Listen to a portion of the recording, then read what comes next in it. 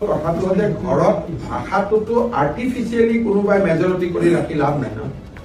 ঘৰৰ ভিতৰত তেওঁলোকে যদি অসমীয়া ভাষা নকয়, অকল লোকপিয়লত অসমীয়া ভাষা লিখি ক'ব আমি বিদেশী নহয়, সেইটোতো নহ'ব।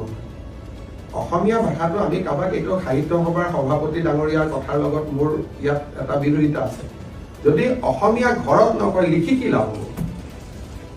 আৰু এইবিলাকৰ কাৰণে অসমীয়া ভাষা কিবা পাৰ্চেণ্টেজত জীয়াই আছে, এইবিলাক পুৰণা পলিচি আছে।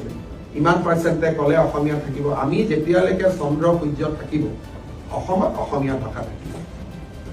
বৰাকত বঙালী, BTC এৰিয়াত বড়ো, অসমত অসমীয়া, লগত জনজাতীয় ভাষা কাৰ্বি, মিচিং, ৰাভা, চববিলাক অসমত বাগিচাৰ দৰে এখন বাগিচাৰ দৰে ফুল ফুলি থাকিব। ইয়াত আৰু কোনোবাইতো ক'ৰ পৰা এইটো হিচাপ আহিলে মই নাজানো, কিবা চেঞ্চাছত এনেকে ক'ব লাগিব তেনেকে ক'ব লাগিব, নক'লেই বা তাৰ পৰা আমাৰ কি ক্ষতি হ'ব?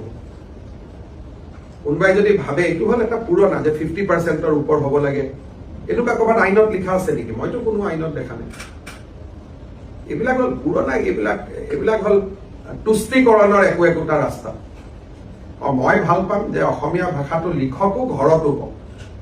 ঘৰত অসমীয়া নকৈ এনে লিখি দিলে কি লাভ হ'ব? অসমীয়া ভাষাটো এইটোতো ফ্ৰড হৈ গ'ল, এইটো ভুল হৈ গ'ল। এইটো এটা নতুন এটা চিষ্টেম আৰম্ভ হৈছে।